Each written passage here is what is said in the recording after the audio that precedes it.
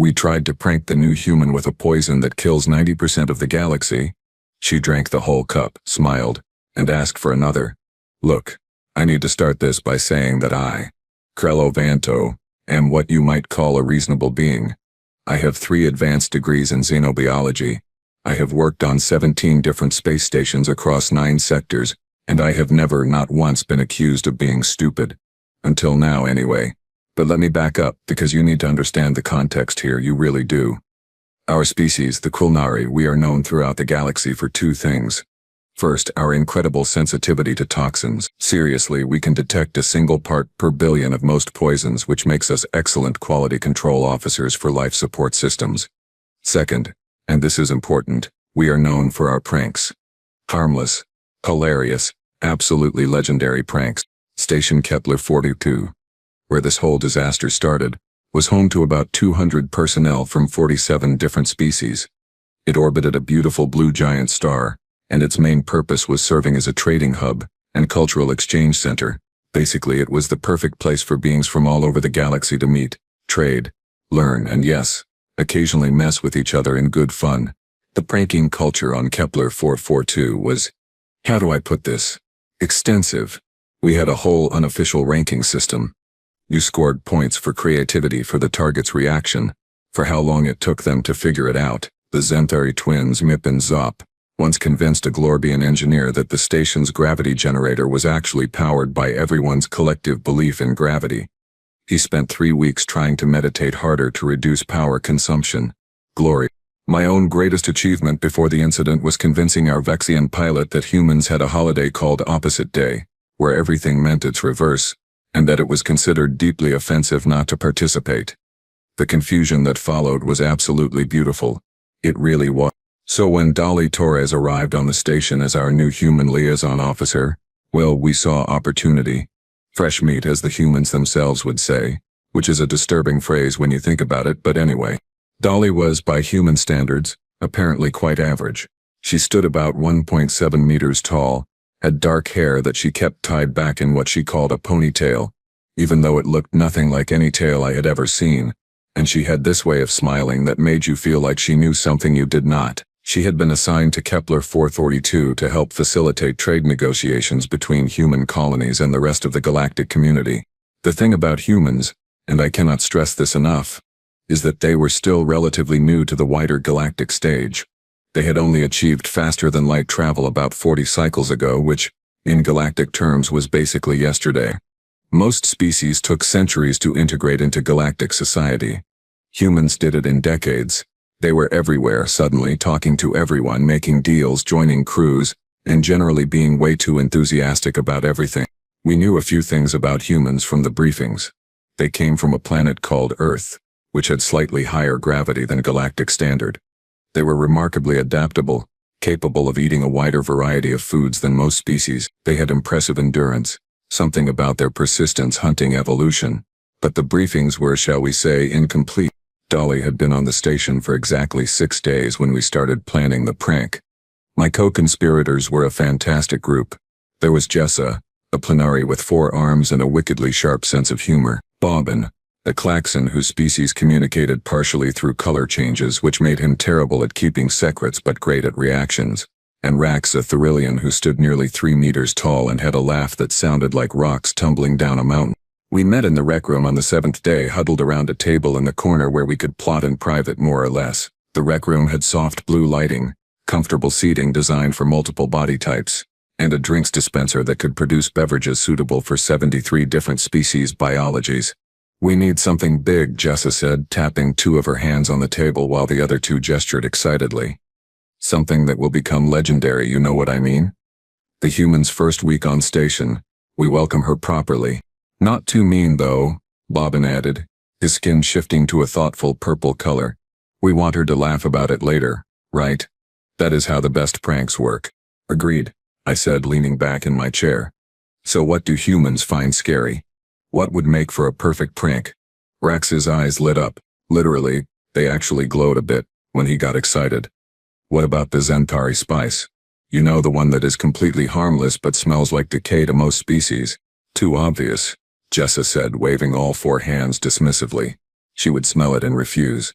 We need something she would actually consume. That was when Bobbin, bless his simple heart, had what he thought was a brilliant idea. His skin flashed bright orange with excitement.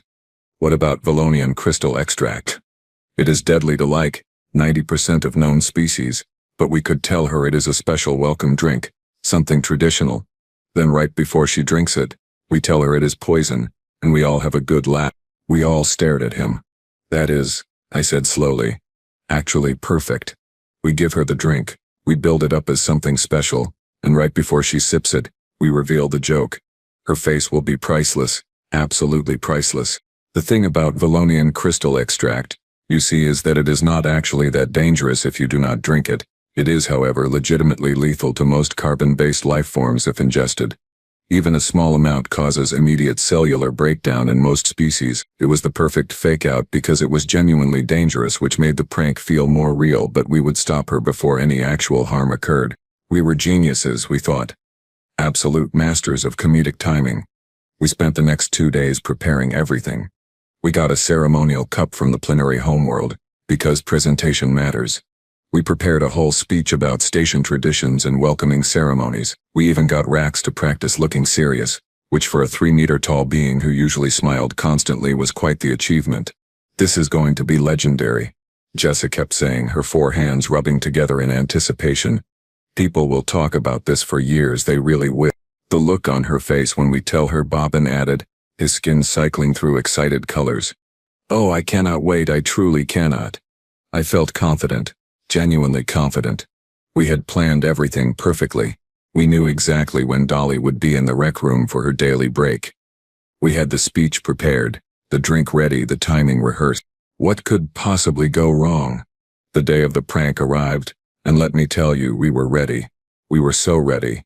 We had everything planned down to the second, choreographed like some kind of elaborate performance. Valonian crystal extract, for those of you fortunate enough to never have encountered it, is a substance derived from crystalline formations found in the caves of Valon Prime. It has a beautiful amber color, almost glowing in the right light, and it smells faintly sweet, like fermented fruit. To most species, drinking even a thimbleful causes immediate organ failure. The Quilnari use it in industrial cleaning solutions. The Vexians once tried to weaponize it before their government banned the research as too inhumane. We had acquired exactly 30 milliliters of it, which was enough to kill a Glorbian 3 times over, and we had diluted it with standard water to make it look like a full ceremonial drink. The cup we had chosen was this gorgeous thing made of carved crystal from Plenar, with little geometric patterns that caught the light. It looked important. It looked official. It looked like something you would absolutely use in a real ceremony. Dolly walked into the rec room at exactly 14 near at station time, just like she did every day.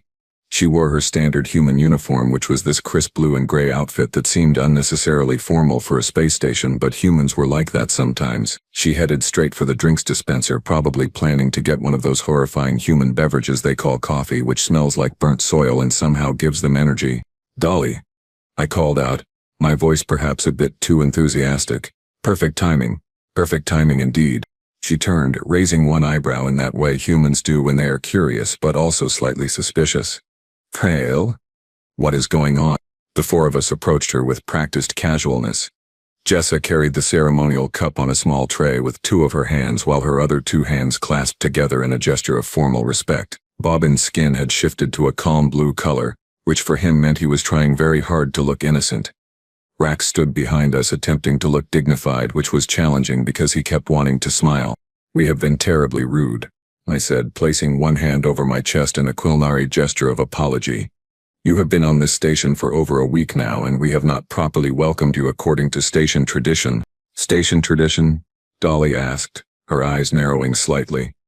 Oh, she was suspicious, but not suspicious enough. Not nearly enough. Yes, Jessa chimed in, her voice smooth and practiced. When a new senior officer arrives, it is customary for the existing crew to offer them a ceremonial drink, you see, a symbol of acceptance, of community, of shared purpose in the vast emptiness of space. That last part was Bobbin's addition to the speech, and I had to admit, it was good. It sounded appropriately dramatic and meaningful. This drink, I continued, taking the cup from Jessa and holding it up so Dolly could see the amber liquid inside, represents the blending of different cultures, Different species, different worlds coming together in harmony. Dolly's expression softened a bit. Oh, that is actually really sweet. I did not realize you all had these kinds of traditions. Bobbin's skin flickered orange for just a moment before he controlled it back to blue. We were so close, so incredibly close. The drink itself, Rax rumbled in his deep voice, is made from rare ingredients gathered from 7 different homeworlds. It is quite precious, quite special. I held the cup out to Dolly, and this was it. This was the moment. She was supposed to reach for it. We were supposed to pull it back at the last second, reveal it was deadly poison. Everyone would laugh, and it would become station legend. Dolly took the cup from my hands. Thank you all, this really means a lot, she said, and there was genuine warmth in her voice. I was worried about fitting in here, you know. Everything is so new, so different. A tiny flicker of guilt hit me, but I pushed it down. This was a prank, a good-natured joke, and in about 3 seconds we would reveal it and everyone would laugh. It would be fine, it would be funny. To new friendships, Dolly said, raising the cup slightly in what I recognized as a human toasting gesture. Wait, I started to say, because this was when we were supposed to stop her, when we were supposed to reveal the joke. But Dolly, without any hesitation whatsoever, brought the cup to her lips and drank the entire contents in 3 large gulps. Time seemed to stop. Actually stop. I could hear my own heart beating in my ears, a rapid drumming sound that seemed impossibly loud. Jess's 4 hands flew to her mouth. All of them. Bobbin's skin went pure white, which in Klaxon biology means absolute terror. Rax made a sound like a boulder cracking in half. No, no, no, no, no. I heard myself saying, but it came out as barely a whisper. Dolly lowered the empty cup and smiled at us. That was delicious. Kind of sweet, sort of tangy, with an interesting mineral aftertaste. What did you say it was made from? You, Jessa managed to squeak. You actually drank it. Well, yes, Dolly said, looking confused now. You offered it to me? Was I supposed to just hold it? Is that the tradition? Oh no, did I mess up the ceremony? That was Valonian crystal extract. Bobbin's voice came out as a terrified squeal, his skin now flashing between white and black in rapid succession. That was poison. Deadly poison. You just drank poison. Dolly blinked. Once, twice. She looked down at the empty cup in her hand, then back up at us. I drank what now? Poison, I said, and my voice sounded hollow, distant. You drank approximately 30 milliliters of Valonian crystal extract, which is lethal to almost every known carbon-based life form in the galaxy.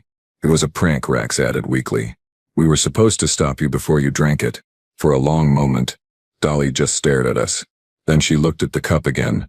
Then back at us. Her expression went through several changes. Confusion, realization, something that might have been anger, and then, bizarrely, amused. So let me get this straight, she said slowly.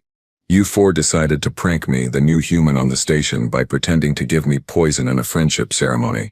But you were going to reveal it was poison before I drank it, except I drank it too fast. And now you think I am going to die.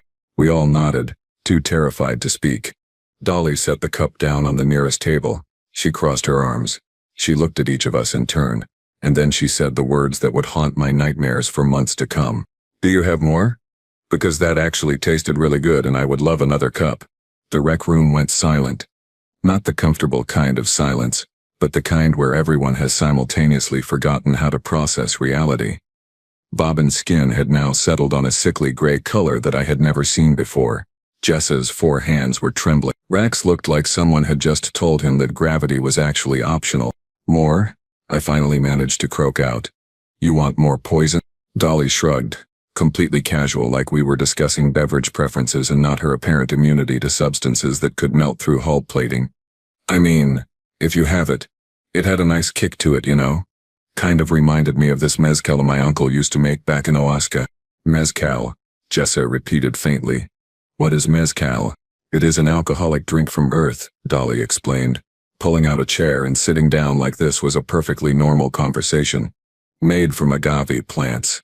The good stuff. Has this smoky, slightly sweet flavor with a bit of a burn. My uncle's version was, well, let us just say it was strong enough that we used to joke about using it as rocket fuel. Rocket fuel, Bobbin whimpered. She is not dying, Rax observed, his voice filled with wonder and horror in equal measure. She drank Valonian crystal extract and she is not dying. She is sitting there talking about her uncle. I stumbled to the nearest chair and sat down before my legs gave out. How? How are you not currently experiencing complete cellular breakdown? How are your organs still functioning? How are you alive? Dolly tilted her head, considering the question. Honestly, I have no idea. But if I had to guess, it probably has something to do with the fact that I am from Earth, and Earth is kind of a nightmare planet. A nightmare planet, I repeated. Oh yeah, Dolly said, warming to the topic now. See, I read the Galactic Council's initial assessment of Earth when humanity first made contact. And apparently your scientists could not believe anything actually evolved there. The gravity is higher than galactic standard. The oxygen content is borderline toxic to most species. And the planet itself is just trying to kill everything constantly. She started counting on her fingers. We have storms that can level entire cities, earthquakes that crack the ground open, volcanoes that block out the sun for years. Temperature swings from -40 to +50 Celsius depending on where you are, and that is not even getting into the wildlife. The wildlife? Jessa asked weakly. The wildlife on Earth is insane, Dolly continued cheerfully. We have mammals that can kill you with a single bite.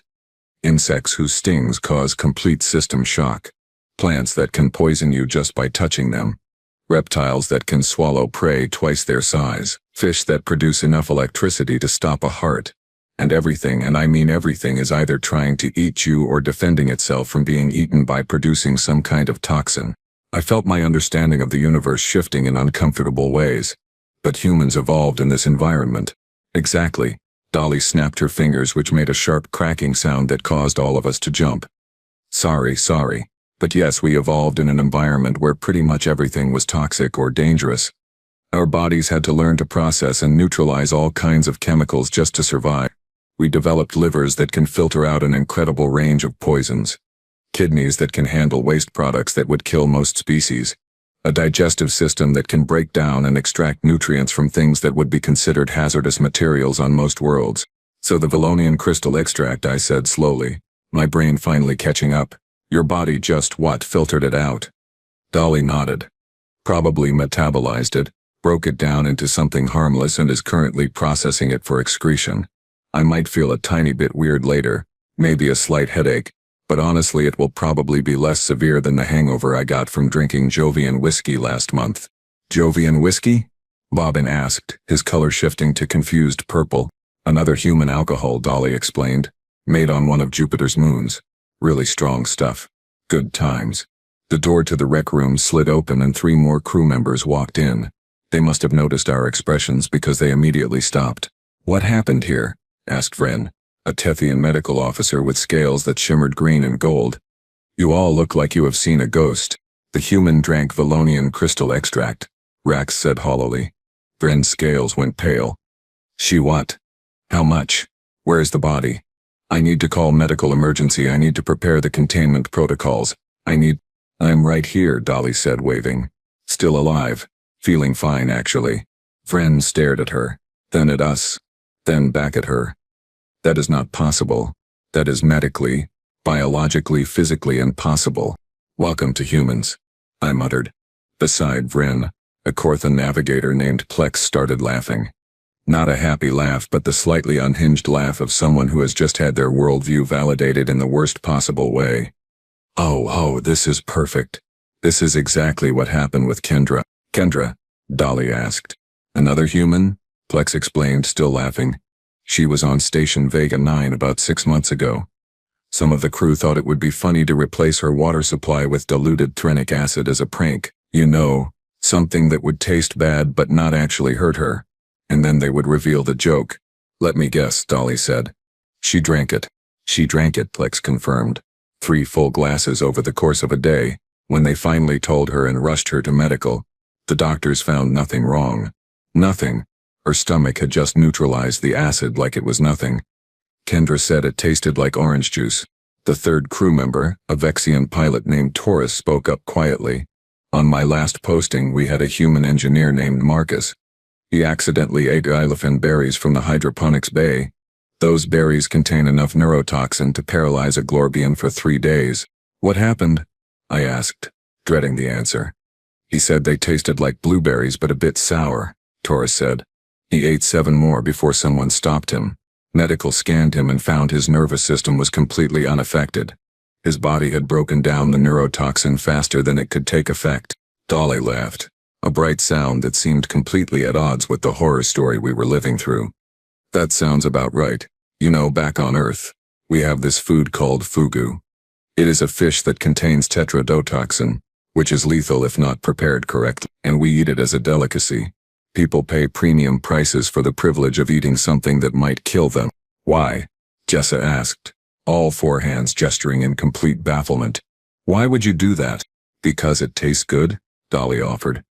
Also, we have these peppers, capsaicin-producing plants that cause intense burning sensations. We put them in our food on purpose. Some people compete to eat the spiciest ones possible. We have drinks that are literally poison, ethanol, and we consume them recreationally for fun. We have beans that are toxic if you do not cook them properly, but they are a staple food. We drink the boiled extract of beans that contain psychoactive stimulants every single morning. The coffee, I whispered. You mean the coffee? I mean the coffee, Dolly confirmed, which by the way is toxic to dogs, which are animals we domesticated and keep as companions. Chocolate is also toxic to them, and also to cats, which are our other main companion animals. We share our homes with creatures that cannot eat half the things we eat because those things would kill them. Vren had pulled out a medical scanner and was running it over Dolly with shaking hands. Her vital signs are completely normal. Blood pressure fine, heart rate fine, brain activity normal, cellular integrity perfect. She drank Valonian crystal extract and her body does not even register it as a threat. So, Dolly said brightly, about that second cup, because I was serious about it tasting good, and if you all are just gonna keep some around for pranks anyway, I might as well enjoy it. We all stared at her in collective horror. Humans, Plex said, and it sounded like a prayer or maybe a curse, are absolutely terrifying. Thank you, Dolly said, genuinely pleased. We try. The next hour descended into what I can only describe as an educational nightmare. Word spread through the station faster than a hull breach alarm, and before long the rec room was packed with crew members who wanted to witness the impossible human firsthand. Dolly, bless her terrifying biology, seemed to be enjoying herself immensely. She had convinced Vren to let her try small samples of various substances that were considered dangerous to most species, all under medical supervision of course, while the rest of us watched in mounting horror. This one, Vren said, holding up a small vial of purple liquid with hands that still trembled slightly, is Corthian venom extract. It causes complete respiratory paralysis in most oxygen-breathing species within seconds. Dolly took the vial, sniffed it, and then dipped her finger in to taste it. Huh. Tastes like licorice. I hate licorice actually, but my body seems fine with it. Vren's scanner beeped. No respiratory distress, no cellular damage. Her immune system registered it, analyzed it, and has apparently decided it is not a threat. This is impossible. Clearly not that impossible, observed a plenary botanist named Sarah, who had pushed her way to the front of the growing crowd. If she is doing it right in front of us. Try this, suggested Torres, pulling out a small container from his pocket. Zentari pepper flakes. We use them as a last resort insecticide in the ventilation systems, because the capsaicin compound is so intense it drives away even the most persistent pests. Dolly took a pinch and put it directly on her tongue. Her eyes watered slightly and her face turned a bit red, which apparently was a normal human reaction. Oh, that has got some heat to it. That is good though. Maybe a 7 out of 10 on the spice scale. We have this thing called a Carolina Reaper back on Earth that would rate about a 9. A 9, I repeated. You have a scale for pain. Well, yeah, Dolly said, wiping her eyes. How else would you compare peppers? The Scoville scale measures capsaicin concentration. It goes from 0, which is a bell pepper, all the way up to pure capsaicin extract. Some people eat peppers that measure over 2 million Scoville units for fun. For fun? Jessa echoed, all 4 of her hands clutching her head. They experience pain for entertainment. It releases endorphins, Dolly explained cheerfully. Makes you feel good afterward. Same reason some people like roller coasters or horror movies. Controlled danger, safe fear, manageable pain. It is exciting. By this point Station Commander Thalas had arrived, his Glorbian bulk filling the doorway. His skin, normally a placid blue, had flushed to an alarmed orange. Would someone please explain why half my crew is crowding the rec room and why I am receiving reports of someone testing lethal substances on our human liaison? She volunteered. Bryn said quickly. And technically nothing we have given her has been lethal to her specifically, just to everyone else. The loss rubbed his primary eye ridge, a gesture of deep frustration I had seen him use during budget meetings. Dolly, are you all right? I am great, Commander, Dolly said, giving him a thumbs-up gesture that meant approval in human body language. Just helping everyone understand human biology a bit better. Did you know that humans can drink ethanol, which is a solvent used in laboratory cleaners, and we just get happy and lose coordination temporarily? I did read that in your species briefing, Thalos said slowly. I assumed it was a translation error. Nope, totally accurate, Dolly confirmed. We have entire industries built around producing and distributing various forms of drinkable alcohol. It is a huge part of most human cultures. We have wine, beer, spirits, liqueurs, sake, soju, and about 1,000 other variations. The loss was quiet for a long moment. Then he tapped his communicator. This is Commander Thalos to all station personnel. Effective immediately, there will be no more pranks involving humans. None. I do not care how harmless you think it is. I do not care how funny it seems. The prank war as it pertains to human crew members is officially over. Any violations will result in formal disciplinary action. Thalos out. He looked at me and I felt about 3 centimeters tall despite being the same height as him. Kel, my office tomorrow morning. 0 Fate Dero. We will be discussing appropriate cultural sensitivity training. Yes, Commander, I said miserably. As the loss left, the crowd began to disperse, though many crew members lingered to ask Dolly questions. I heard snippets of conversation that made my head spin. So humans can survive radiation exposure that would kill most species. Well, not survive exactly, but we can endure higher levels before it becomes immediately lethal, and our cells have pretty good repair mechanisms. And you can hold your breath for how long? Trained divers can go 10 minutes or more. The mammalian dive reflex slows our heart rate and redirects blood flow to vital organs. What about temperature extremes? We have populations living everywhere from Arctic regions at -50 Celsius to desert areas at +50. We are ridiculously adaptable. I slumped in my chair listening to the litany of human survival abilities, each one more improbable than the last. Jessa sat beside me, 2 hands on the table, 2 hands covering her face. Bobbin had finally settled on a defeated gray color. Rax looked like someone had explained that his entire understanding of biology was wrong. We almost killed her, Jessa said quietly. We actually genuinely thought we were being funny, and we almost committed murder. Except we could not have killed her even if we tried, Bobbin added. That is somehow worse. We tried to prank her with something deadly and she asked for seconds. Humans are apex predators from a death world, Rax rumbled. We invited an apex predator from a death world onto our station and thought we could prank her. What were we thinking? We were thinking she was new and probably naive, I said. We were thinking she was just another crew member. We were not thinking at all. Dolly eventually made her way over to our table, pulling up a chair. The crowd had thinned out and the rec room was returning to something like normal, though nothing felt normal anymore. So, she said, and there was something in her tone that made me look up. I have a confession to make. What? I asked warily. I knew it was a prank, Dolly said, grinning. I mean, come on. You 4 have been planning something for days.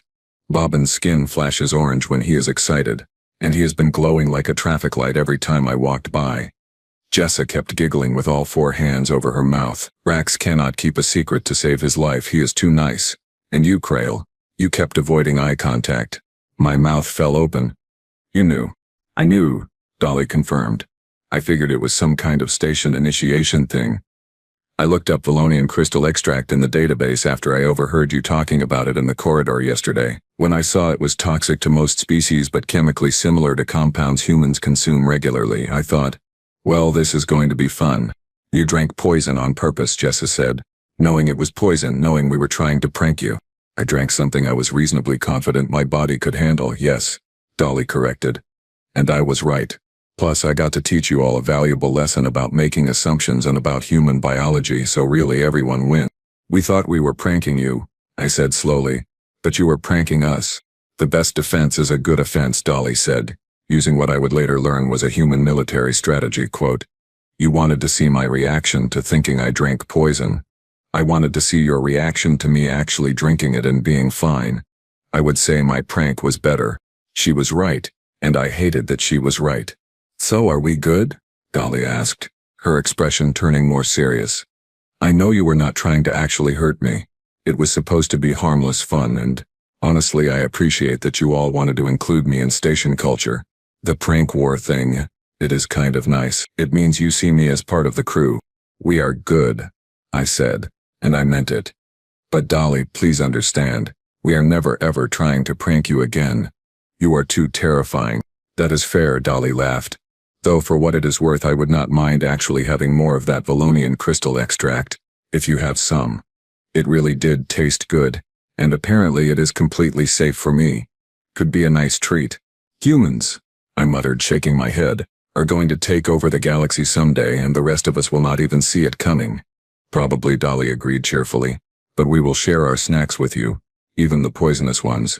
Later that night I sat in my quarters and updated my personal log. I had learned several important lessons today. First, never assume you understand a species' biology based on incomplete briefings. Second, Deathworld species are called that for a reason. Third, humans have a sense of humor that is just as dangerous as their biology. And fourth, perhaps most importantly, the galaxy was a much stranger and more interesting place with humans in it. I still had to face Commander Thalos in the morning, and I was absolutely certain there would be consequences for the failed prank. But as I drifted off to sleep, I found myself smiling. Dolly had turned our prank around on us completely. Taught us a lesson we would never forget, and done it all with good humor and grace. Humans might be terrifying, yes. But they were also, in their own bizarre way, kind of wonderful. And I was never ever offering one of them a beverage again without checking the chemical composition first. The end.